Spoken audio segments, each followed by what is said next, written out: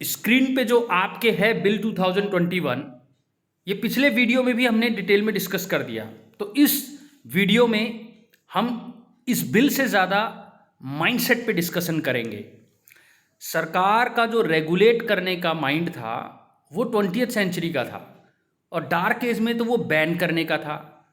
बिल्कुल एक digital world में जो क्रिप्टो करेंसी का कॉन्सेप्ट आया, ये अगर मैं 3 वर्ड जो SEX बोलते हैं उससे कंपेयर करूं तो आपको बहुत आसानी से समझ आ जाएगा। जब भी हम फ्री सेक्स की बात करते हैं तो हम डेफिनेटली उसके लिए तैयार नहीं हैं। हम कहते हैं कि ये समाज की स्टेबिलिटी के लिए ठीक नहीं है। तो मैरिज की बात करते हैं, वो ट्रेडिशनल होता है, उसमें लोगों का विश्वास भी होता है। बिल्कुल इसी तरीके से क्रिप्टो करेंसी और RBI के लीगल टेंडर यानी रुपया की बात है।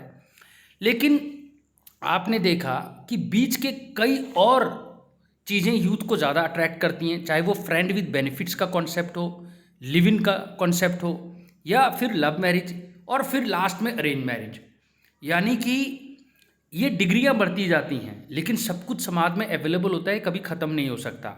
अचानक इंटरनेट जिसकी लत पड़ गई है आपको, अगर उसको बैन कर दिया जाए तो घबराना नहीं। अनुराधा बसीन की जजमेंट में ऑनरेबल सुप्रीम कोर्ट ने बोल दिया कि ठीक है, लॉ एंड ऑर्डर की सिचुएशन में आप डेफिनेटली थोड़े टाइम के लिए बैन कर सकते हो, लेकिन ये फंडामेंटल राइट है।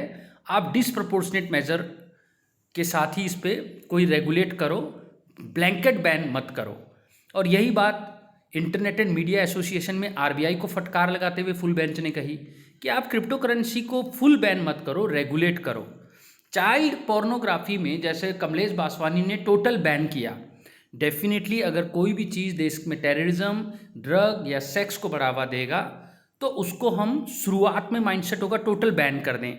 ये हमेशा हर स्टेट में हुआ, पर धीरे धीरे पता लगा बैन करने से तो लोग दूसरा तरीका ढूंढ लेती है, वो और ज़्यादा खतरनाक होता है, काउंटर प्रोडक्टिव हो जाता है। इसीलिए डोमेस्टिक वायलेंस एक्ट आता है, और जो शादी ट्रेडिशनल शादी भी नहीं है मगर शादी की तरह ही है, उस कमिटमेंट पे भी अपनी मोहर लगा देता है। लेकिन उसके बावजूद फ्रेंड विद बेनिफिट्स को या कंफर्ट मैरिज को आज भी लेजिटिमेसी नहीं मिली। इसी तरीके से नए बिल में जो लोग केवल हॉबी की तरह कर रहे हैं या आंख बंद करके प्राइवेट जो क्रिप्टो करेंसी या प्राइवेट करेंसीज को खरीद रहे हैं, रातों रात मुंगेरी लाल की तरह खरबों रुपया कमाने का सोच रहे हैं, और जिनको कोई फ़र्क नहीं पड़ता कि बोको हरम या तालिबान के हाथ में जाकर या ब्लैक मनी बनकर वो कितना खतरा पहुंचा सकती है, तो ऐसे लोगों को तो हम अभी नसीहत देंगे कि प्लीज़ आपको 90 दिन का ये बिल एक टाइम देगा, प्रोबेबिलिटी इसी की है। इस 90 दिन में आप तेज़ी से इन चीज़ों को बेच दें, जो गलती आपसे हो गई है उनको आप दोहराएं नहीं। सरकार इस नए कानून में मोस्ट प्रोबेबली अपना एक डिजिटल करेंसी, एक नया बच्चा पैदा करेगी जो सरकार का डिजिटल क्रिप्टो करेंसी होगा। चाइना ने ब्लैंकेट बैन करके देख लिया, अब चाइना को भी लॉ बनाना पड़ रहा है। ठीक है, अल सल्वाडोर ने तो लेजिटिमाइट कर दिया, लेकिन भारत बहुत ही बड़ा देश है, कॉम्प्लिकेटेड देश है, क्वासी फेडरल सिस्टम है, और यहाँ पर मिडिल क्लास बहुत ज़्यादा है। इसीलिए सरकार की पावर, RBI की पावर तो ऑनरेबल सुप्रीम कोर्ट ने इंटरनेट एंड मीडिया एसोसिएशन में भी डाउट नहीं की। तो मैं आपको ये बताना चाहता हूँ, जिस तरीके से अरोविले का नाम सुना है आपने? अरोविले यानी कि पूरे वर्ल्ड में एक यूनिक एक्सपेरिमेंट, जहाँ पर भारत के लोग, भारत में ही है ये पौंडीचेरी है, मगर भारत के लोग केवल 1/3 है। यहाँ पर 50 से ज़्यादा देश के लोग रहते हैं। किसी को किसी की भाषा समझ नहीं आती। जिस तरह क्रिप्टो करेंसी में आपको आभास ही नहीं होगा, क्योंकि वो करेंसी देखी नहीं जा सकती है, उसको कोई कंट्रोल नहीं कर रहा। अरोविलो में भी ऐसा ही है। ठीक है, वेलुपुरम नाम के गांव में पौंडीचेरी में ये एक जगह बसाया गया, और यहाँ पर कोई धर्म नहीं है, कोई पॉलिटिक्स नहीं है, कोई कोर्ट कचहरी नहीं है। ठीक है, लैंग्वेज बैरियर भी आड़े नहीं आ रहा, इवन वहाँ लीगल टेंडर भी नहीं है। यानी कि आपका तो वर्चुअल करेंसी आज आया। मैं जिस अरोविले की बात कर रहा हूँ वो सच्चाई है, आप इंटरनेट में जाके ढूंढें, कोई लीगल टेंडर नहीं है, लेकिन वहाँ सर्विस के बदले सर्विस है। तू मेरे लिए ये कर, मैं तेरे लिए ये, बार्टर सिस्टम है। और कुछ हद तक जो फॉरेनर वहाँ जाते हैं तो वहाँ पर डेफिनेटली एक उन्होंने अरोविले फाइनेंशियल सर्विस सेंटर बना दिया है RBI से परमिशन लेके। तो वो थोड़ा बहुत मतलब आपका अकाउंट नंबर शेयर हो जाता है। 200 कमर्शियल दुकानें हैं पूरे अरोविले में, वो अकाउंट नंबर के बेसिस पे आप करे जाओ। हाँ, ये बात डरने की ज़रूर है कि नए वाले बिल में 2021 में अच्छी खबर भी यह है कि बैन वर्ड तो ख़त्म कर दिया और फैसिलिटेट करने का माइंडसेट अपना लिया मोदी सरकार ने। बुरी बात यह है कि डेफिनेशन अभी भी बहुत ज़्यादा वाइड है, इतनी ज़्यादा वाइड कि जैसे एलांटे में जाते हो आपको गिफ्ट कूपन मिलता है, देखा जाए तो वो किसी क्रिप्टोग्राफी का रिजल्ट नहीं है। मगर क्रिप्टो करेंसी की डेफिनेशन पढ़ो, ऐसा इंफॉर्मेशन कोड या टोकन या नंबर जो क्रिप्टोग्राफिक या किसी और तरीके से भी, ये जो या किसी और तरीके से भी बात करता है, इसमें तो गिफ्ट कूपन भी कवर्ड हो गए, ठीक है। फिर यहाँ पर मतलब खतरनाक हो गया। तो इसको सरकार को अभी तो बिल आपको पता है, पहले फर्स्ट रीडिंग होगी, फिर सेकंड रीडिंग, फिर डिस्कशन, फिर पार्लियामेंट कमेटी को भेजा जा सकता है, फिर प्रेसिडेंट सब साइन करते हैं तो लॉ बनता है, फिर उसको चैलेंज किया जा सकता है। या जिस तरह देश में नया एग्जाम्पल आ गया कि मोबोक्रेसी, लोग इकट्ठे होकर भी उसके खिलाफ आंदोलन कर सकते हैं। तो गवर्नमेंट को ये एक आई ओपनर की तरह लेगी, गवर्नमेंट ऐसा कोई रिस्क नहीं लेगी। 96 कंट्रीज़ में एक्सपेरिमेंट चल रहे हैं, कानून बन रहे हैं, रेगुलेट किया जा रहा है। कुछ लोग बिल्कुल ही लेजिटिमेट कर चुके हैं जैसे अल सल्वाडोर, और कुछ लोग अपना डिजिटल करेंसी लॉन्च कर रहे हैं। भारत भी अपना डिजिटल करेंसी लॉन्च करेगा। डेफिनेटली प्राइवेट क्रिप्टो करेंसी वालों के लिए तो रिस्क रहेगा। वो प्लीज़ ये बिलीव करें कि अगर एक ओशो एक तरफ पैदा होता है तो दूसरी तरफ रजनीशपुरम बनाने के सपना लेकर पैस्टर जिम जोन्स ने जॉन्सटाउन बना दिया था। ओशो की तरह उसमें भी बहुत अच्छी क्वालिटीज़ थी, लेकिन उसने 900 लोगों का सुसाइड करवा दिया। इसी तरह क्रिप्टो करेंसी का देने वाले सतोशी नाकामोटो, या रुपये का इजाद जो शाइन है, इंसिनिया है, वो देने वाले उदय कुमार धर्मालिंगम जो हैं, ये लोग क्रिएटिव लोग होते हैं। ये पॉजिटिव एनर्जी के साथ कुछ नया चीज़ लॉन्च करते हैं मार्केट में, मगर नेगेटिव एनर्जी भी तो मार्केट में ही अवेलेबल है ना।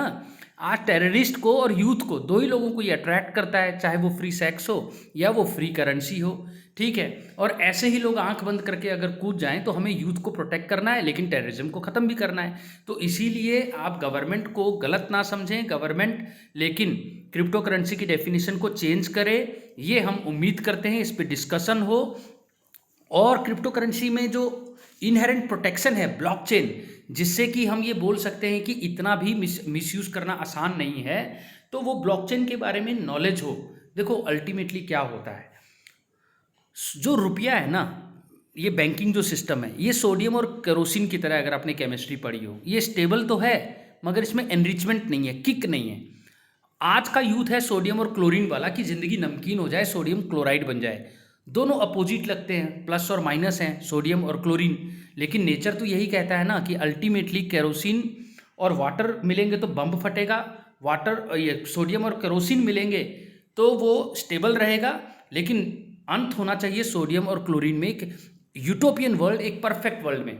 शायद वर्चुअल करेंसी जो था सतोशी नाकामोटो का, उस ओरोविले की तरह, उस सोडियम क्लोराइड की तरह, एक लिव इन रिलेशनशिप की तरह, जिसमें कमिटमेंट हो लेकिन फ्लिपेंट एटीट्यूड ना हो, या फ्रेंड विद बेनिफिट्स वाला केवल कॉन्सेप्ट ना हो। इन चीज़ों का यूथ जो है एक्सेप्टेंस करने लगा है। स्विगी की जनरेशन जो है, ओला उबर स्नैपचैट की जो जनरेशन है, हम अब उनको सोडियम और केरोसिन की स्टेबल ट्रेडिशनल लाइफ यानी बैंकिंग सेक्टर, आरबीआई, एसबीआई और लीगल टेंडर रुपी से कंट्रोल नहीं कर सकते। हमें ब्लैंकेट बैन वाला जो एटीट्यूड है, पर्दा सिस्टम, ये नई जनरेशन को कंट्रोल करने के लिए कि केवल मिसयूज़ के चांसेस, एब्यूज़ के चांसेस हैं, ये तो हम नहीं थोप सकते। ये अन्ना हजारे और किसान आंदोलन के बाद सरकार को और ज़्यादा समझ आ गया कि फुल मेजॉरिटी का मतलब ये नहीं कि आप जनता की बातों को जुडिशियल इम्पैक्ट असेसमेंट के थ्रू साइंटिफिक इवैल्यूएशन के बाद ना तौलें। फिर ऑनरेबल सुप्रीम कोर्ट तो वैसे भी भारत देश की 100 साल भारत को आगे रखती है। तो ओरोविले का एक्सपेरिमेंट जो है वैसा ही वर्चुअल करेंसी का एक्सपेरिमेंट है, वो भी बहुत सक्सेसफुल है। 50 कंट्री के लोग भारत में रह रहे हैं, बिना किसी लैंग्वेज के, बिना किसी लीगल करेंसी के, कोर्ट कचहरी के, पॉलिटिक्स के और रिलीजन के। और ये परफेक्ट सिस्टम होता है वर्चुअल वर्ल्ड में भी। मिसयूज़ तो हमेशा होते रहे हैं, ओशो के आश्रम में भी हुए, और जॉन्सटाउन ने उसको एक गलत कॉपी करके 900 लोगों का सुसाइड करवाया। इसके लिए सरकार वेलफेयर स्टेट जो है वो पॉजिटिव कानून लेके आए। पब्लिक इंटरेस्ट में लिए तो कभी भी ख़त्म नहीं होगा। सरकार एक्सपेरिमेंट, रिसर्च और टीचिंग के लिए तो हमेशा क्रिप्टो करेंसी को ज़िंदा रखेगी। 90 दिन का टाइम भी आपको देगी, फिर भी आप नहीं सुधरे और आप धंधा करते रहोगे डिजिटल करेंसी जो सरकार जिसको रिकॉग्नाइज करेगी उसको छोड़ के, तो चाहे आप माइनिंग करो, चाहे होल्डिंग, चाहे सेलिंग, 10 साल तक का दंड। याद रखना 2019 के बिल में था, और 21 का बिल जो है पनिशमेंट क्लॉज को बिल्कुल ख़त्म नहीं करेगा। सॉलिसिट अगर आप करोगे, एडवर्टाइज करोगे किसी भी वीडियो के थ्रू, तो 7 साल का दंड वहाँ पर भी है। तो इसीलिए ये जो वीडियो ये केवल अवेयर करने के लिए, टीच करने के लिए, रिसर्च करने के लिए है, ना कि इसको बिल्कुल ही बर्बाद, मैं आपको बोलूँ कि बिल्कुल ही बेवकूफ़ों का काम है। क्योंकि वर्ल्ड के जितने ज़्यादा ट्रेडिशनल इन्वेस्टर्स हुए हैं, यानी कि जैसे हमारे दादा दादी, वो तो यही बोलेंगे कि अरेंज मैरिज ही सबसे बढ़िया है लॉन्ग रन में। लेकिन यूथ को आप अरेंज मैरिज के चक्करों में उसको एक ऑल्टरनेटिव देना पड़ेगा, लव मैरिज। और लव मैरिज भी फेल हो गया तो लिव इन रिलेशनशिप। यहाँ तक तो आपको एक बाउंड्री खींचनी पड़ेगी। कोई कहेगा मैं फ्रेंड विद बेनिफिट या वन नाइट स्टैंड में ही करूँगा वर्चुअल करेंसी से ऐसे डील, डेफिनेटली उसको सरकार को करना ही पड़ेगा। क्योंकि ऐसा आदमी एक दिन में 1 रुपये का 340 रुपया बनता देखकर करोड़ों रुपये लगा सकता है, लेकिन लॉन्ग रन में ये उसी के लिए काउंटर प्रोडक्टिव हो जाता है, ये गैम्बलिंग हो जाता है। ये लोगों को लॉन्ग रन में पूरी सभ्यता को ख़त्म कर सकता है। ये ब्लॉकचेन क्या चीज़ है, ब्लॉकचेन की कैसी प्रोटेक्शन होती है, ये सब मैं आपको बताना चाहता हूँ। क्योंकि वन नाइट स्टैंड में जो बच्चा पैदा होगा, डेफिनेटली उसके साथ कई और प्रॉब्लम आ जाते हैं। इसीलिए क्रिप्टो करेंसी के साथ जो इलेजिटिमेट बच्चा पैदा होगा, करप्शन का, या फिर आप कह सकते हो फाइनेंशियल इनस्टेबिलिटी का, या टेररिज्म का, तो फिर डेफिनेटली फैमा में भी 5 साल का दंड है, और जो मनी लॉन्ड्रिंग एक्ट है उसमें 7 साल का दंड है, और 1985 का जो नारकोटिक ड्रग्स है उसमें भी आपका गलत तरीके से जो पैसा है उसको सरकार फोरफिट कर लेती है 10 साल के दंड के साथ। तो हम ये कह सकते हैं इस कानून में भी अगर आप क्रिप्टो करेंसी की mining, holding, selling, issuing, transfer करते हैं बिना इस एक्ट के, डिजिटल करेंसी को वो किए, प्राइवेट करेंसी से डील करते हैं, तो 10 साल तक का दंड भी हो सकता है। तो प्लीज़ आप बिल्कुल संभल के चलें।